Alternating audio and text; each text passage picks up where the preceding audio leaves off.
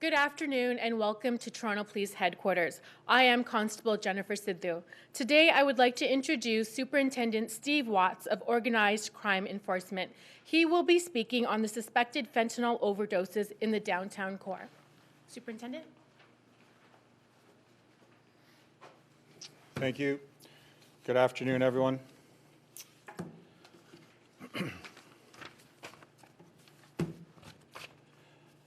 Let's read a short prepared statement and then be available for any questions once I've completed that. Purpose of today's news conference is to inform the public of numerous suspected fentanyl overdoses that occurred in and around the area of the supervised injection site location at Yonge and Dundas Square. Last evening, the Toronto Drug Squad was notified by 51 Division officers that numerous ambulances were being dispatched to the injection site known as the Works. The information that was received was that numerous individuals had gone into medical distress immediately after ingesting what we believe to be fentanyl.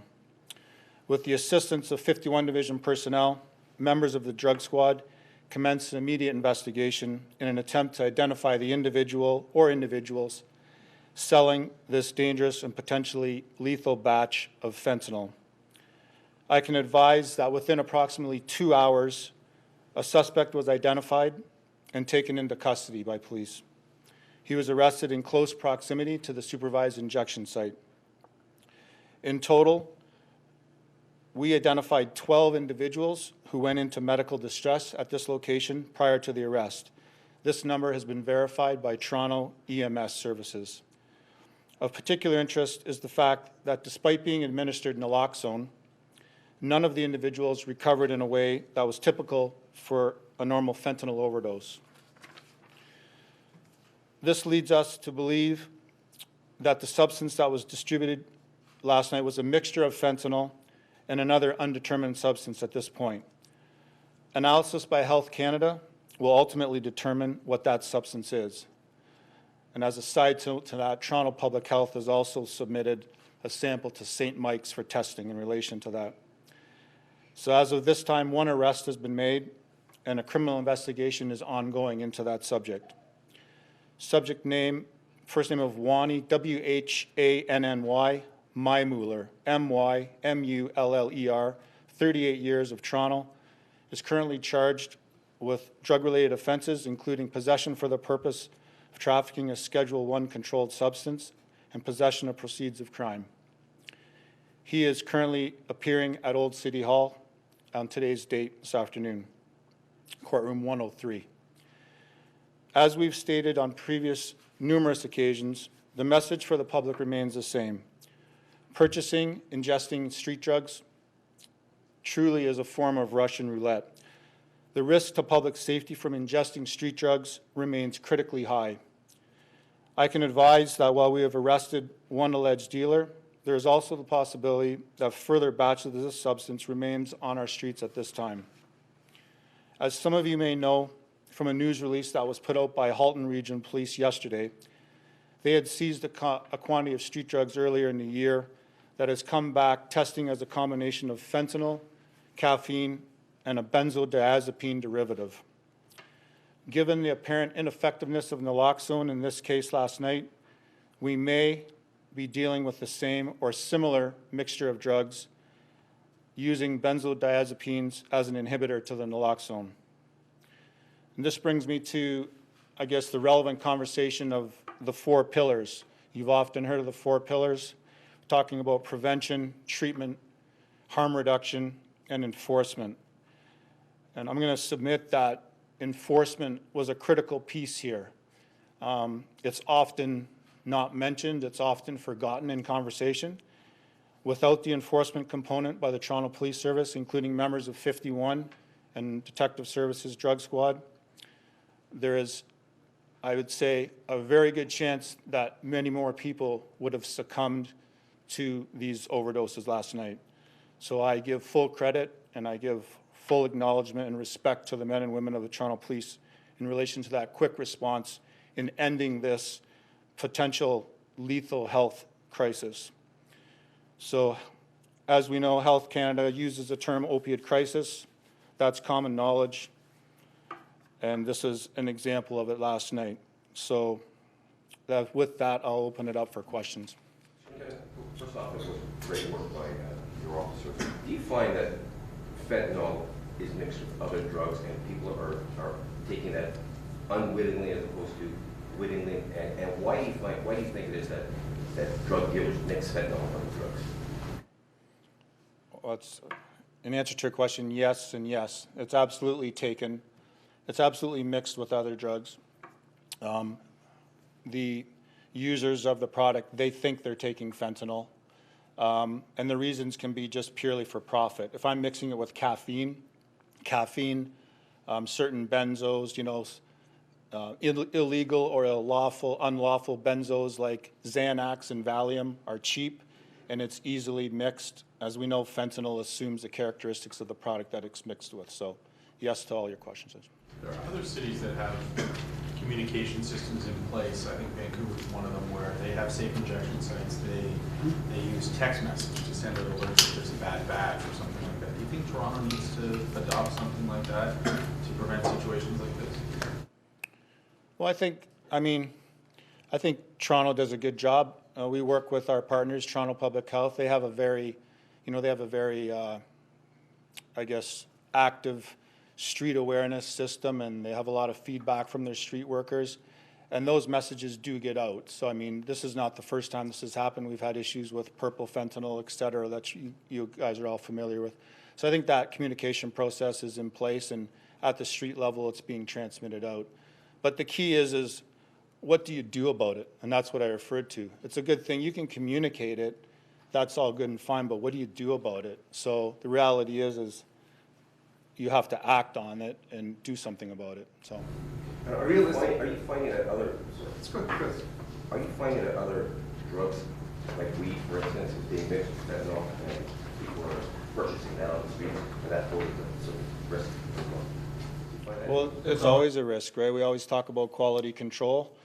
We talk about any time that a person is purchasing an illicit substance and choosing to inject, however their means of administration, you run the risk of injecting an unknown, uncontrolled, never mind the terminology controlled substance, you're injecting an uncontrolled substance with absolutely no pharmaceutical controls on it. So you run the risk of, i.e., overdosing. The reason this has come to light is because these 12 people all consumed in one spot. It was all noticed by professionals. Realistically, what are the odds that there is more of this batch out there and that other people may be involved? Or may be consuming it? Well, I can't speak to the unknown. Based on the numbers, what we had last night in that concentrated group, I'll speculate on this one point that we got the individual responsible for the distribution in that one area. That's not to say that there's a certain batch that's, in the east or west part of the city at this point. So I'll just limit it to last night's events. Has there been any other spike outside of last night or anything that your officers have noticed in terms of overdoses in the past weeks or months that is unusual? Not that I'm aware of, no. How far away did you catch the suspect from the safe injection site? Very close. Was he hanging around out there? Yes. With the intent to sell the product to the people who were using the site? That's what I would allege, yes. Is that a common thing that you see at these facilities? Absolutely. And so when you talk about enforcement being a key piece there, how do you keep them away? Well, certain municipalities, you may or may not be aware, they create what they call safe zones where there is no enforcement, where there's actual perimeters, where they create a safe zone. The Toronto Police Service was very, in conjunction with all of the pillars, in conjunction with all the harm, we are very adamant, and I believe legitimately so, in saying there shall be no safe zone in Toronto. The moment you establish a safe zone around a supervised injection site, you give free rein to predator traffickers to prey on our lived experience people that have drug substance abuse issues. The moment you do that, you create an opportunity. So we've had numerous investigations and numerous projects in the past where we do enforcement on the traffickers that are preying on these people. So that's specifically to your point of your question. How many people would you say these predators that you arrest on a monthly or weekly basis? I won't speculate on that in terms of, it depends on the project and the date and the time. When you say a variety of conditions that these people went to hospital with, can you give some sort of range of how serious these overdoses were? Well, they're all serious. I mean, the reality of the fentanyl is, as you know, it's a respiratory suppressant, right? And so, and the issue is naloxone was not being effective. And just to be clear, right, naloxone's not the antidote and not the cure-all to this. It's a stopgap, but it wasn't working. So as a result, you had to have multiple ambulances, and in fact, a Toronto paramedic bus deployed, and all of these individuals went to 3 different, health facilities within our jurisdiction.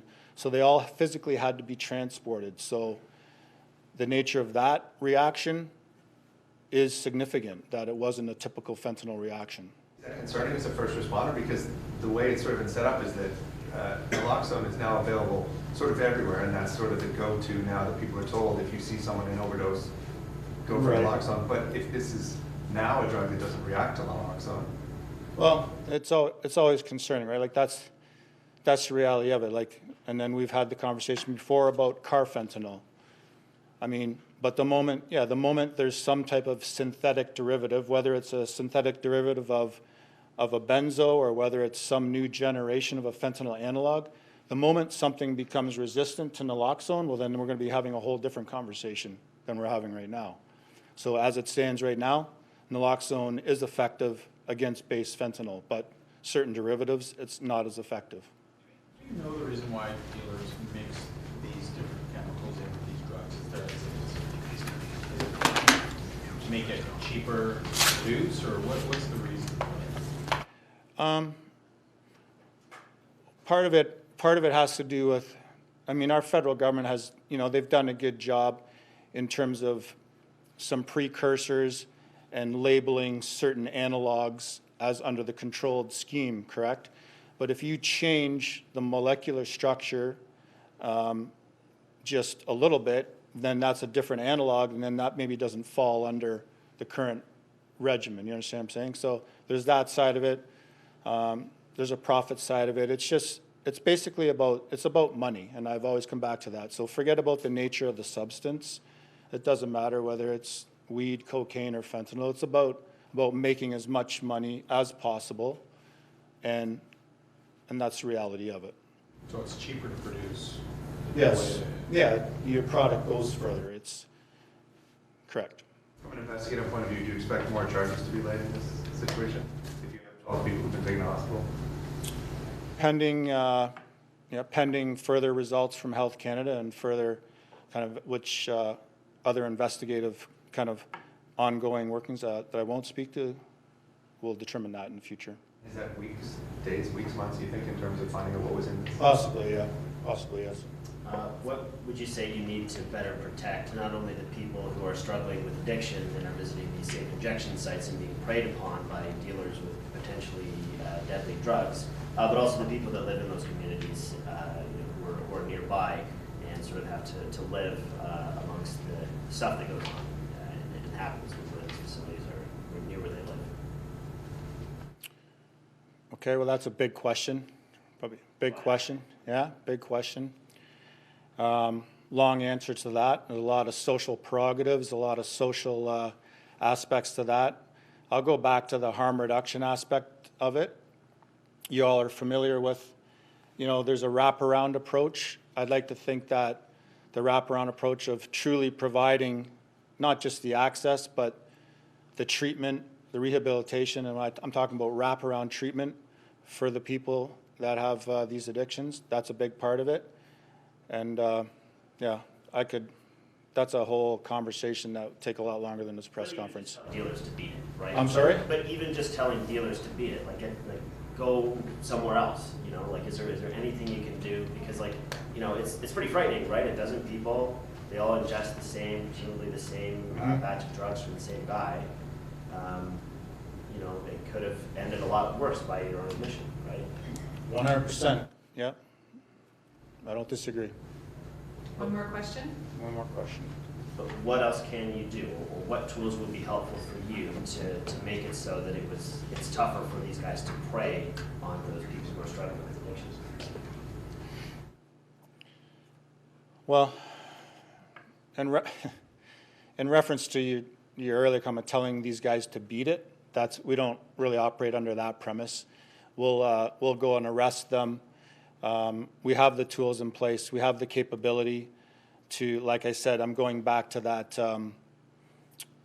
There is no safe zone at our supervised injection sites. So the Toronto Police, in conjunction with the city, is in support of one another, that we will enforce right up until the doorway of these facilities. And that's what needs to be done in certain instances like last night. There needs to be that enforcement capability. I just have one more quick, I'm just One more wondering, question. did the people, were you able to communicate with some of the people that were suffering from this, from the effects of these drugs, to find out who this person was? Did they help identify the person that was selling the drugs? Yeah, I'm not going to speak to that at this point. I'm going to speak to that in the future, but not today. Thank you. Thank you, everyone. Thanks for coming. Thank you. That concludes today's news conference. The news release has already been published.